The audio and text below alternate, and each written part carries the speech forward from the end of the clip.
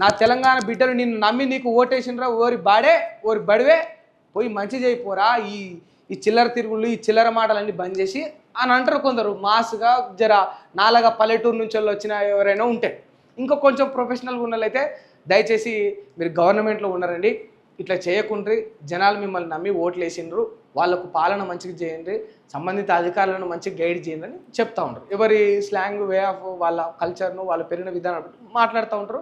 What ever ఓవరాల్గా వాళ్ళ intention ఏంటంటే కొందరికి బాధ, కొందరికి ఓపిక సహనం ఏదో ఉంటుంది, అట్లా ప్రభుత్వాన్ని గైడ్ చేస్తూ ఉంటారు. ఇప్పుడు ఈ చింతపండు నవీను అనేటైన ఈ ఎమ్మెల్సీ చింతపండు నవీను ఈయన ఉన్నదే ఈ ప్రభుత్వంలా, ఈయన ప్రభుత్వాన్ని ఎట్లా ప్రశ్నిస్తాడు చెప్పుండ్రి? ఈయన ఉన్నదే ఈ ప్రభుత్వంలా. ఎవడైనా ఎమ్మెల్యే ఉండి వాళ్ళ ప్రభుత్వాన్ని ప్రశ్నిస్తాడా? ఇప్పుడు ఫర్ ఎగ్జాంపుల్కు కాంగ్రెస్ గవర్నమెంట్ ఉంది అనుకుందాం. ఇదే కాంగ్రెస్ గవర్నమెంట్లో ఒక కాంగ్రెస్ ఎమ్మెల్యే ఉండనుకుందాం.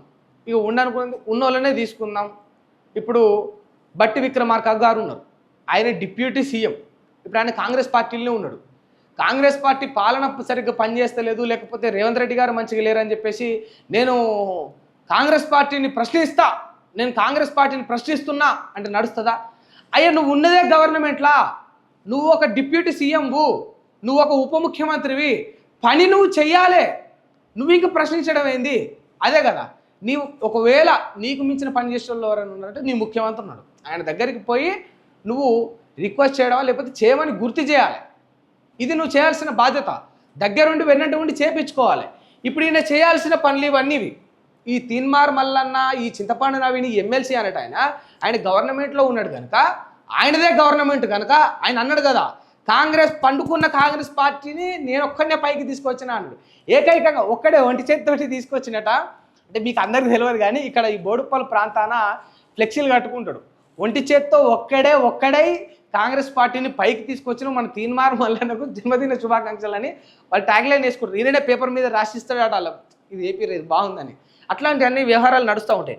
మరి అంత చేసినోడు నీ పార్టీయే, నువ్వు గెలిపించుకున్న పార్టీయే, పోయి నీ పార్టీలో ఉండి వాళ్ళతో కూడి ఆ కాంగ్రెస్ పార్టీ గుర్తోటి గెలిచిన పనులు చేపించుకోవాలి కదా, అది చేత కాదు.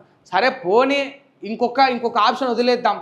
తీన్మార్ మల్లన్న జర్నలిజం అనేది ఆయన బ్లడ్లో ఉంది, ఆయనంత గొప్ప మంచి నీతి నిజాయితీ కలిగిన జర్నలిస్ట్ ఇంకోడు లేడు, ఆయన రాజకీయంగా ఉన్నా కూడా జర్నలిజాన్ని వదిలేలేకపోతుండు అనుకుంటే, మరి నిజంగా అదే అయితే అటు తిరిగినా ఇటు తిరిగినా నువ్వు జర్నలిజంలో ఉండాలనుకుంటే మరి ప్రభుత్వాన్ని ప్రశ్నించాలి కదా, ప్రభుత్వాన్ని క్వశ్చన్ చేయాలి కదా. ఓవరాల్గా గతంలో ఎవడన్నా హచ్ అని తుమ్మితే, ఎవడన్నా అంటే జరా అని తగ్గితే, మీకు నేను క్లియర్గా చెప్తా ఉన్నా, ఏనైనా వరంగల్లోనో లేకపోతే నల్లగొండలో వాన పడితే, లేదు హైదరాబాద్లో గట్టిగా ఎక్కువ ఎండలు కొడితే, ఈ చింతపండు నవీన్ స్క్రీన్ మీద చెప్పే ఒకే ఒక ముచ్చట, అంతటికి కారణం కేసీఆర్.